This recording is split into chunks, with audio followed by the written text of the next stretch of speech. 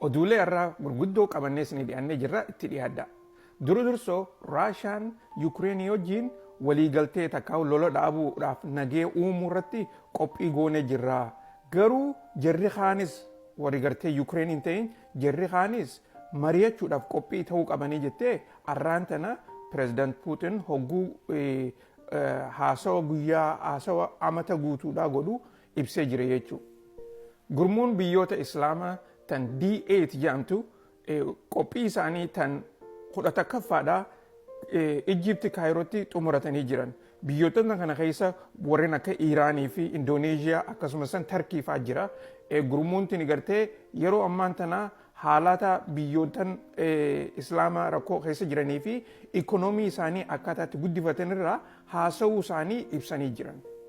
Waraanni xayyaaraa Izraa'el akkuma gartee sanaa Yaman kalee isinii himaa ture san arraas xayyaaraan tumaa oolee jira.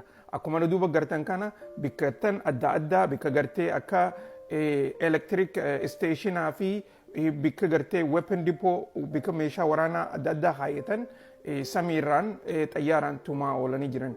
Kuni gaa wanni isin garsiisu Izraa'el lolaaf naannoo sanitti bikkuma feete'u qophii akka taatee fi akkasumas jara Huuzii kana gartee dadhabsiisuu tattaafachuu siidha agarsiisa.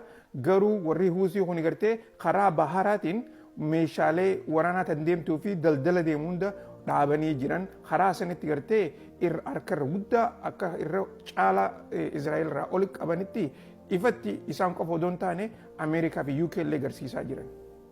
Ministeerri ittisa biyyaa Soomaaliyaadhaa guyyaa irraan tanaa akka wataaddarri Itoophiyaadhaa nageeltummaa Soomaaliyaa san keessatti akkuma ammaan dura turan sanitti hirmaatanii kontiraata amata dhufuu irraa eegalanii gaggeessan ibsa godhee jira. Akkuma yaadattan amma dura amatuma gartee baatuma muraasa dura Soomaaliyaan Itoophiyaan walii booda akka nageeltummaatti biyya teenya keessan teessuu takkaa'u gartee as keessaa bahuu qabanii jaanii rabsha adda addaa godhaa turan.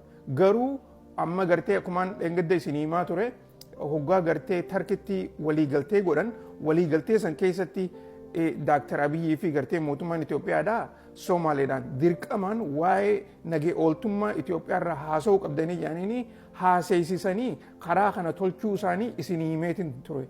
Dubagaa wanni tuni Itoophiyaadhaaf hedduu gaariidha. Maaliif karaa kanaan gartee rabshaalee Soomaaliyaa keessa jirtuu fi akkasumas warreen gartee shororkeessitoota jedhaniin san karaa itti ofirraa eegdu karaa biraatiinis akkaataa gartee maallaqa gartee gargaarsaa itti argattuudha. Kuni hojii gaariidha jenna. Mootummaan haareenii Ameerikaadhaa tan Doonaald Tiraampiin gaggeeffamuuf teessu akkuma beektanitti namticha duuba gartan kana Elon Musk jaaniin inni kuni dipaartimentii haaree tan Doge jaaniin gaggeessuudhaaf isaa fi saaptichisaa filatamanii jiran. Akkasumas sanitti guyyaa lameen dabre kana Koongiresiin Ameerikaadhaa baajeta Ameerikaan amata dhufutti jiraatturraa fi kan itti aanurraa marii godhaa turan baajeta san keessa waan adda addaa gartee isaan achi keessa kaa'an jarri kuni nuti hin barbaannu baajenni kuni gartee biyya tanaaf gaarii miti waan jedhuun dura dhaabbatanii yaa'ii haaree Koongiresii banaa jiran. Wanni kuni gartee Doonaald Tiraampiinis ni gargaarama. Doonaald Tiraampis wanni kun hin ta'u jedhee dubbatee jira. Dubagaa Koongiresiin akka gartee taraa amma duraa sanitti odoo waa hunda gartee fuudhanii uummata irratti hin facaafne karaa tartiibaatiin akka dalagan jarri kun gartee tartiiba duruun eegalsiisaa jiran. Wanni kun inumaatu warra Riippablikaanatillee aarsaa jirti fakkaatti ganaa haareetti gartee lafarraa eegalaa baajeta biraa dalagaa jedhanii ajajatti barsanii jiran.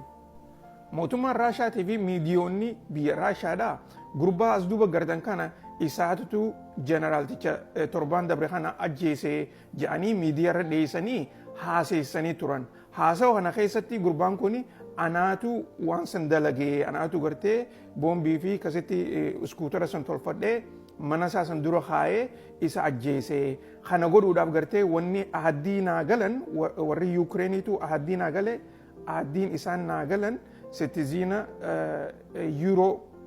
sitizina biyya Yurooppii keessaa fi akkasumas doolaara 100,000 siikaniina naan ja'anii jedhee miidiyaa irratti dubbatee jira. Oduun tana fakkaatti tan biraatiin ammoo deebinu nagayaan jiraadha.